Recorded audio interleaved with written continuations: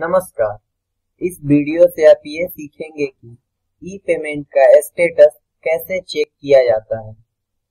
इसमें सबसे पहले आप अपने लॉगिन आईडी और पासवर्ड का उपयोग करते हुए लॉगिन करें।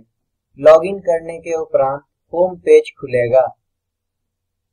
होम पेज के बाएं तरफ रिपोर्ट टैब पर क्लिक करें। एक नया पेज खुलेगा। पेज के ऊपर में ई पेमेंट के टैब पर माउस ले जाएं। यहाँ पे नीचे दिए गए ऑप्शन में से e payment debit and credit details पर क्लिक करें। क्लिक करने के उपरांत e payment debit and credit report का पेज खुलेगा। यहाँ पर आपको बहुत सारे ऑप्शन दिखेंगे, जिनमें से स्कीम में मनरेगा या स्कीम संख्या 0822 को चुनिए। राज्य और जिला आपके लॉगिन में पहले से चुने रहेंगे।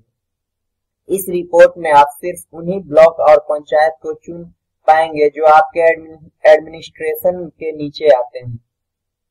हर पेमेंट के दो स्टेज होते हैं, डेबिट एंड क्रेडिट। डेबिट का मतलब किसी पर अकाउंट से पैसे निकालना और क्रेडिट का मतलब अकाउंट में पैसे डालना।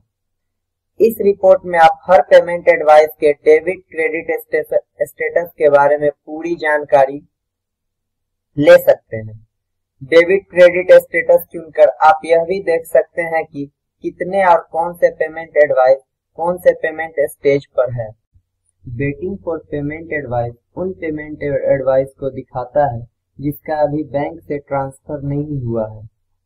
यह पेमेंट एडवाइस या तो अभी भी बैंक नहीं भेजे गए हैं या बैंक से अभी प्रोसेस नहीं हुए हैं।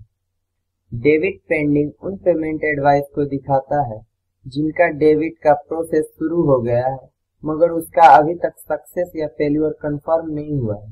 डेबिट का फाइनल स्टेटस जब कंफर्म हो जाता है वो डेबिट सक्सेस या डेबिट फेल्यूर में दिखेगा।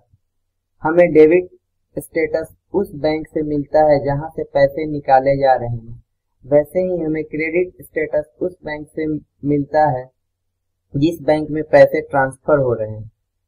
क्रेडिट पेंडिंग उन पेमेंट एडवाइस को दिखाता है जिसका पहले बैंक से डेबिट हो चुका है मगर उसका दूसरे बैंक से कोई कंफर्मेशन नहीं आया है। क्रेडिट इनिशिएटेड का स्टेटस उन पेमेंट एडवाइस को दिखाता है जिनका कंफर्मेशन मिल चुका है मगर final status of credit success या क्रेडिट फेल्यूर नहीं दिया गया है। जिन पेमेंट एडवाइस का फाइनल क्रेडिट स्टेटस मिल गया है, क्रेडिट सक्सेस या क्रेडिट फेल्यूर में दिखाई देंगे। अगर आप सारे जनरेटेड पेमेंट एडवाइस का स्टेटस जानना चाहते हैं तो क्रेडिट डेबिट के डिफॉल्ट ऑप्शन में ऑल रहने दीजिए। जैसे कि अभी हम सारे पेमेंट एडवाइस को देखना चाहते हैं, इसलिए हम ऑल ऑप्शन को चुनेंगे। क्रेडिट डेबिट स्टेटस के अलावा आपको यह भी सिलेक्ट करना होगा कि आप कौन से तरह के पेमेंट एडवाइस का स्टेटस देखना चाहते हैं। अभी CPSMS में 3 तरह के पेमेंट एडवाइस बनते हैं। यह 3 पेमेंट एडवाइस को देखने के लिए ट्रांजैक्शन टाइप में ऑप्शन दिए गए हैं। एजेंसी टू एजेंसी सेलेक्ट करने पर वह पेमेंट एडवाइस दिखेंगे जिसे डिस्ट्रिक्ट सीधे पंचायत को पैसे ट्रांसफर करता है।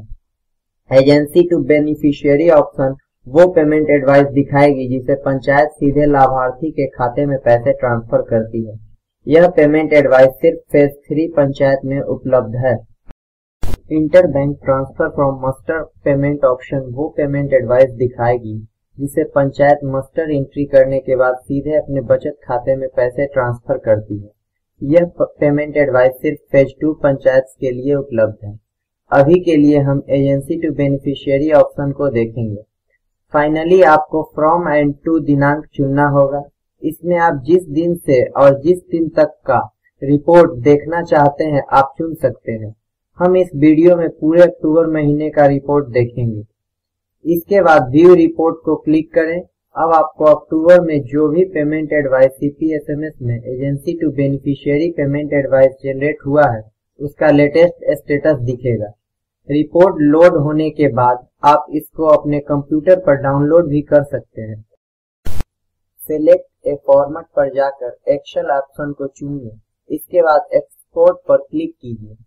डाउनलोडेड रिपोर्ट में या सीधे CPSMS में आप अब हर पेमेंट एडवाइस का डिटेल देख सकते हैं। रिपोर्ट में डेबिट एजेंसी, सेविंग अकाउंट और जीरो बैलेंस अकाउंट के डिटेल्स दिखाई देंगे। डेबिट बैच नंबर आपका पेमेंट एडवाइस नंबर है। इस पेमेंट एडवाइस का आप यहाँ पूरा स्टेटस समझ सकते हैं।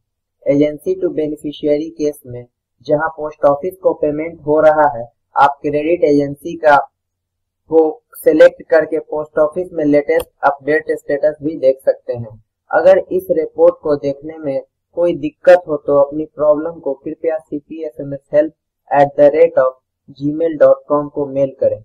धन्यवाद।